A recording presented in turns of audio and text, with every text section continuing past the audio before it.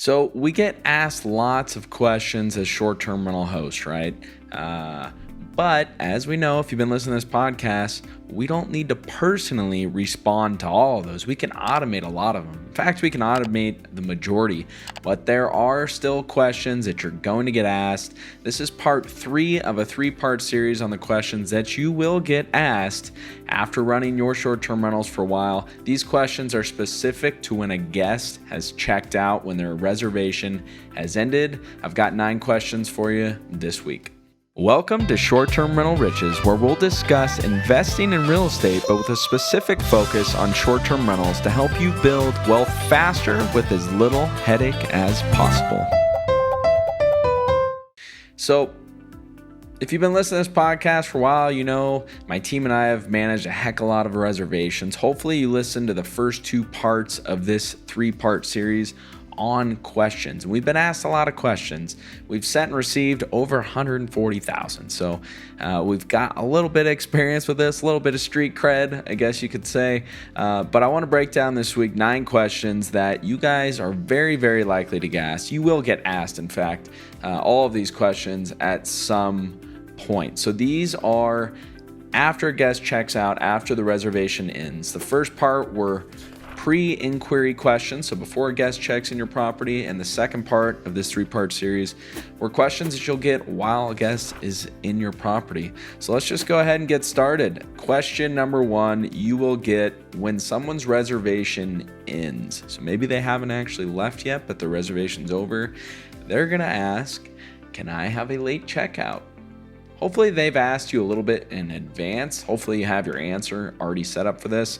Our team and I typically don't allow late checkouts just because it makes it really hard with all the operations. Most of the time our housekeepers are there ready to clean the unit as soon as that checkout time arrives. For us, that's 11 a.m.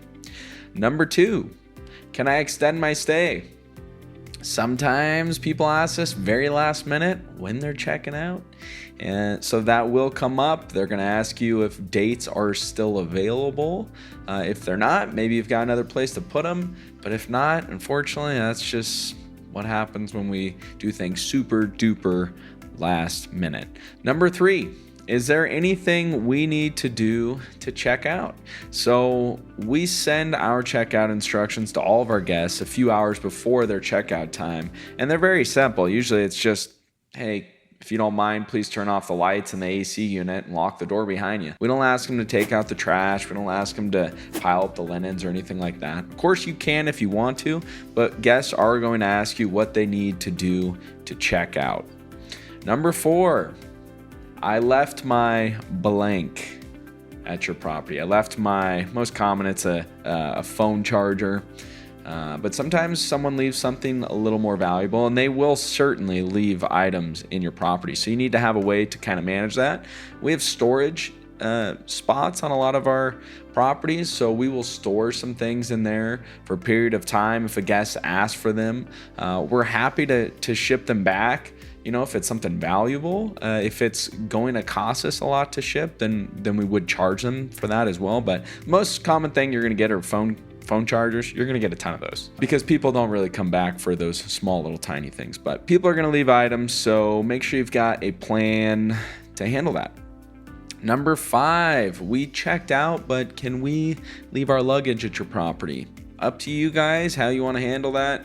Most of the time we can't really allow for this because we either usually we've got another guest checking in. So but you will get asked that. It's nice to have a recommendation for them if they can't leave their luggage there. Maybe you have a favorite cafe nearby that you can recommend where they can hang out with their luggage and use fast Wi-Fi and drink some good coffee and all that stuff. So number 6, where can I leave my review, or can you leave a review for me? Some people building their Airbnb profiles or building their traveler, their guest profiles want you to leave a review right away. We're always going to leave reviews for our guests, and so that one might come up. Actually, it will come up. Number 7, I accidentally took your blank. This is probably going to be something like a garage remote, or a parking pass or a set of keys or something small that the guest just accidentally took. Maybe they were using it during their stay and they rushed off to the airport, they rushed off to go wherever they needed to be, and they forgot something. So that'll come up, some sort of miscellaneous item, and then they're going to ask, do you want me to send it back to you? Well, hopefully they ask if they should send it back to you, and that's up to you to handle that. So it's always a good idea to have backups for that stuff, backup garage remotes, backup keys, anything that you need for your next upcoming guest that's crucial, like keys to get in. Really good to have backups for those. Number 8, I accidentally broke blank. So this is nice that the guest is telling us. Of course, our housekeepers are going to find out if something's broken as well, but someone may write you and say, I accidentally broke the TV, hopefully not the TV, but I accidentally broke a bedside lamp. It fell off the table, or I broke a vase, or I broke some wine glasses. How do you want to handle that? It's good to have a response. It's good for your receptionist, whoever's helping you with your guest messages, to have saved response just ready to go. Because the better prepared you are with the answers, just the smoother everything goes, the better experience your guest has, the better experience your team has, just the better it is overall to be prepared. So if it's something, a large item, then we're usually going to ask for some sort of compensation. If it's something small, if they broke a wine glass, that happens all the time, then we're not going to ask for them to, send us $6 for a broken wine glass.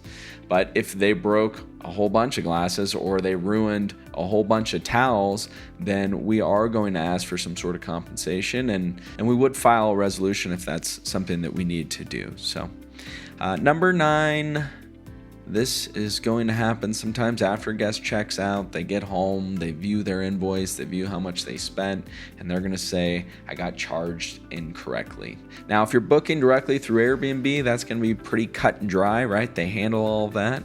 But if you're booking through your own platform, or you're on other platforms where you're actually charging the guest, maybe there was something that got messed up there.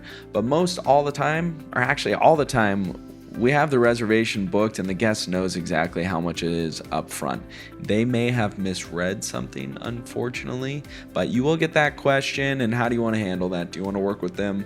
And most time in our situation, we've got a reservation, it's cut and dry, so we're going to go ahead and stick with that. So those are 9 questions that you will get as a guest is checking out or after they've already checked out. And again, it's better to be prepared. The quicker we can respond to our guests, the better the experience they're going to have, which means the more positive reviews you're going to get, the higher your properties will go up in the search rankings, and the more money you will make with your short-term rentals.